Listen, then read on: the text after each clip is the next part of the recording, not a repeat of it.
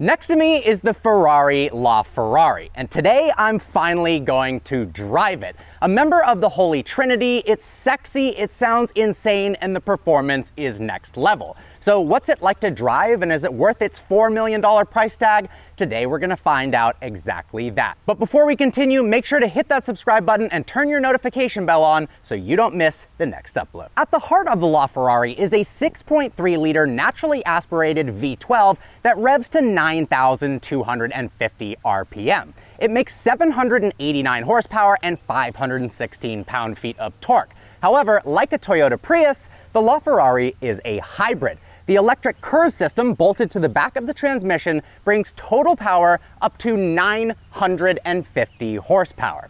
This thing is absolutely insane, and despite the fact that it's rear-wheel drive, it can sprint from 0 to 60 miles an hour in 2.4 seconds, run onto the quarter mile in 9.7, and onto a top speed of 218 miles an hour. The LaFerrari is truly one of the coolest cars ever made, with its alien-like mirrors and unbelievable body lines. The front end is dominated by these two massive air intakes to make sure it can cool down the car. We've also got these beautifully sculpted headlights as well. And you wouldn't guess this, but it actually has a really small front trunk. Go ahead and open up this area, and you think, well, there's no place to put any sort of storage. But if you lift up this carbon fiber piece, you've got enough storage for about 2 pairs of shoes. Around the sides, we've got racing-inspired center-lock wheels with massive carbon ceramic brakes. Now, when you slow down the LaFerrari by stepping on the brakes, it actually recharges that electric battery to maintain full power at all times. Now, if you look down the side of the vehicle, it's all crafted to funnel air into the engine. But you'll also notice there's no door handle. It's actually hidden up underneath here, both to look cool and to improve aerodynamics. If you lift the door open, which is actually surprisingly heavy, it's got signature butterfly doors, embodying the true meaning of a hypercar. The back of the LaFerrari has some hidden tricks. It's got really advanced aerodynamics. This is actually a wing right here that pops up at speed and can also act as an active air brake when you're slowing down. This rear diffuser has flaps that move around to create either more downforce or less drag. All told, at 124 miles an hour, 800 pounds of downforce for the entire vehicle. The interior of the LaFerrari is absolutely incredible. There's leather, Alcantara, and carbon everywhere, and pretty much nothing else. These seats are incredibly comfortable and a bit supportive. They're less aggressive than those on the P1 or the 918. Now, we've got this beautiful piece of carbon fiber here, exposed from the carbon fiber monocoque, with a badge that says limited edition 1 of 499. Now, that does not mean that this is car number 1. Trust me, every Ferrari owner ever wants car number 1 or car number 499. So to not piss off all their clients, every single car says 1 of 499. You can't get 007, and no, this is not car number 1. The steering wheel in the LaFerrari is incredibly cool. It's not round at all. It's actually more like a square. At the top of it, we've got a shift indicator light to let you know when it's approaching that 9,250 RPM red line. We've also got turning indicators on the wheel, the horns on the top part of the wheel, the engine start button, the Manatino dial for wet mode, sport mode, race, CT off, and ESC off. We're not going to be doing ESC off today. Windshield wipers, bumpy road mode, and the lights. Now, the seats don't actually move. They're kind of morphed into the carbon fiber monocoque. So what do you do if you're not that tall or you're too tall? Well, there's a little lever down here to the right of my leg that actually moves the pedal box forwards and backwards a significant amount for people of different heights. The steering wheel also telescopes to a large degree. You can move it up and down and pull it much closer towards you. Now, storage space isn't really a thing in the LaFerrari. You'll notice there's a glove box over here, and it's the world's smallest glove box, I'm convinced. Push up on this, and I don't know what you can fit in there.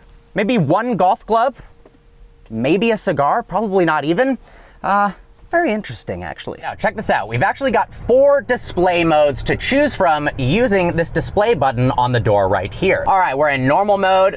Now we're in warm up, then we're in time mode, and then race. Now, to free up digital real estate in the LaFerrari, they haven't put any of the warning lights on the dash. Instead, it's got its own little screen right here above the awesome climate control vents and the Italian flag to let you know if there's any problem. I can't believe I'm saying this, but I am driving a Ferrari LaFerrari, finally completing the Holy Trinity.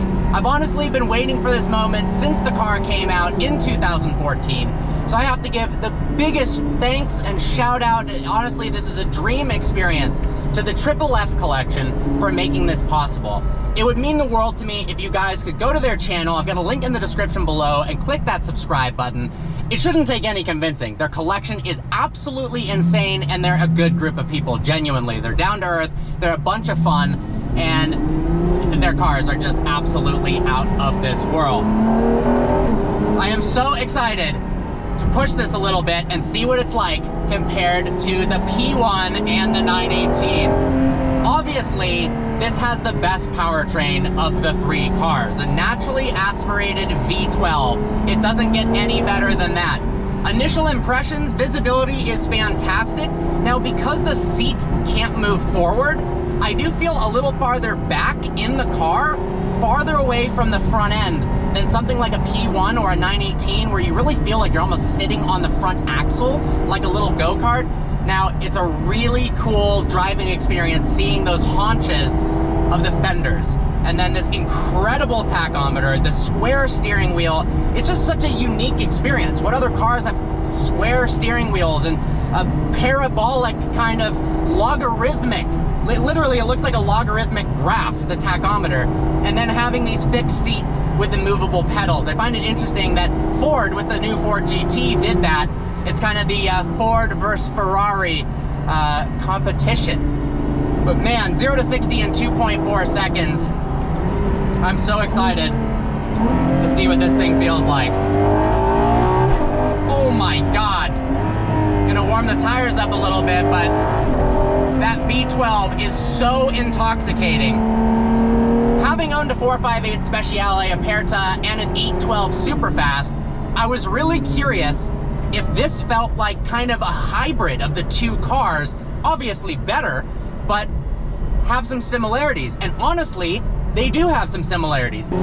It honestly feels size-wise in between the 458 and the 812. It's not quite as small and nimble feeling as a 458, but it's honestly not that much bigger. And obviously you've got so much more power, so much more downforce, so much more aero, the brakes are more impressive, and obviously the overall experience is 10 times more exciting than driving a 458. But what I like about those similarities is I'm not sitting in this car freaking out that it's $4 million. Honestly, I had a lot of kind of butterflies and anxiety leading up to this review because this car is effectively priceless and you can't afford to have anything happen to this vehicle. But now that I'm in it, I feel so comfortable. It kind of is starting to shrink around me a little bit, but it's not all that intimidating. Obviously, you've got a ton of power on tap, but until you're flooring it and pushing it at full throttle, it's honestly not that hard to drive whatsoever. I love in the rear view mirror, you can see behind me that incredible V12 engine. Those mirrors look like alien bug eyes off to the sides, give you really good visibility actually. And these seats are really comfortable, and I love the integrated headrest, how it's pushed forward a little bit. It's perfect. It really is perfect, and surprisingly, even in race mode right now, I feel like I could drive this car the next 1,000 miles. Literally. The suspension is, you know, it's obviously firm and has limited body roll, but it's not jarring in any way. And the steering is nice, the visibility is easy, so you can easily drive this long distance. Imagine doing a rally in a LaFerrari. That would be ultimate goals. All right, going over a train track here, so we're gonna activate that front lift button and go extraordinarily slow, so nothing happens. Hopefully you do not get hit by a train. Could you frickin' imagine? Well, I guess you would never see this video because I would be dead. That's not a funny joke.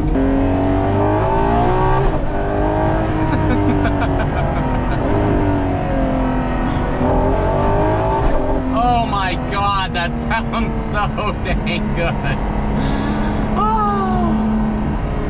The traction control management's pretty good as well. I could feel it kind of limiting me, making sure that, you know, the wheels weren't slipping, which I very much appreciate because I do not want to get sideways in a car this valuable whatsoever. That is the last thing I want to do. Now, I'm jealous of the people like Power Slide Lover that actually do drive the car and drift the crap out of it, but maybe someday if I win the lottery. Let's see how this thing is. Holy crap.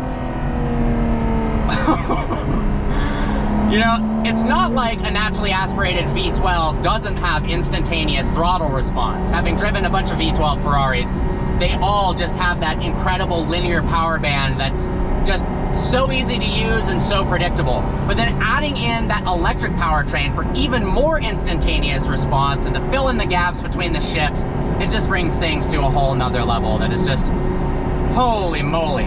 You know, I'm excited. This car paved the way for the future of automobiles. This was the first production hybrid hypercar supercar, and eventually it seems like almost all of the cars are going to be like that. They came out with the SF90, which was a twin-turbo V8 with a hybrid system, super fast car. And then I imagine the next version of this LaFerrari will either be a hybrid or all-electric. I'm hoping a hybrid. Eventually, though, it probably will be all-electric. Now, this is the 5th hypercar from Ferrari, starting with the 288 GTO, then we went to the F40, the F50, the Enzo, and then the LaFerrari. And if history repeats itself, in about a year, we're due for the replacement to this car, which will be very, very exciting to see what that looks like. I've seen a couple test mules, and it looks almost like a Le Mans car mixed with the McLaren Senna mixed with Ferrari design language. And I mean that in the best way possible. It seems absolutely savage. Now, let's see, we're gonna step on it a little bit more.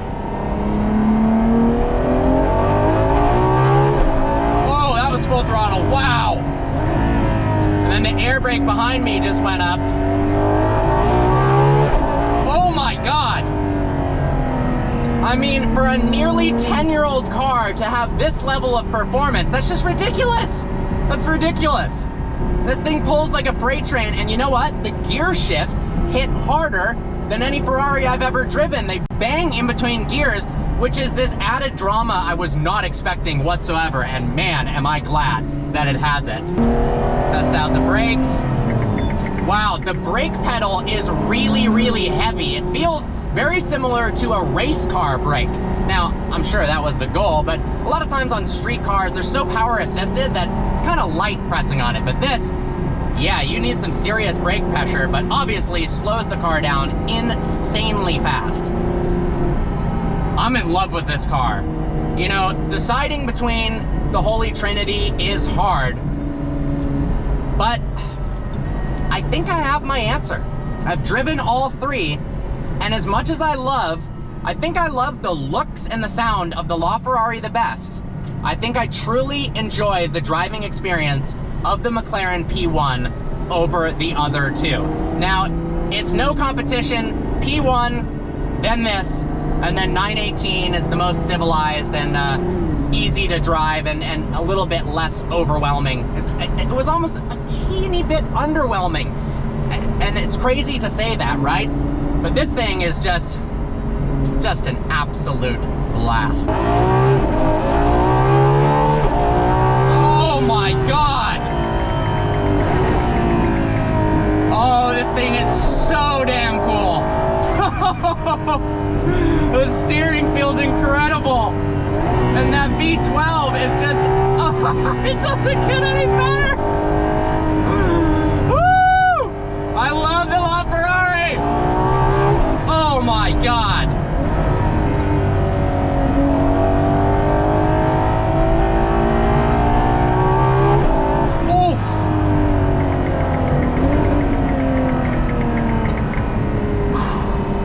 That is one of the craziest adrenaline rushes I've ever had in my entire life. Going full throttle in a 950 horsepower, $4 million car. I mean, It doesn't get much crazier than this, truly. Especially because it's rear-wheel drive, it's pretty intimidating to floor it in this thing. Let's see in first gear.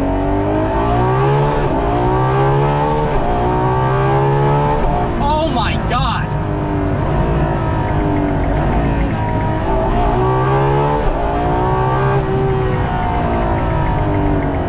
Oh, it takes your breath away. That is just... Man, it's like... I just definitively said that the P1 was better, but after pushing it harder, I don't know. I'm confused. Here's what I'm gonna say. At slow speeds around town, when you're barely pushing it, the P1 is more fun. But at high speeds, I don't know if there's a difference. Honestly, they're both so freaking good.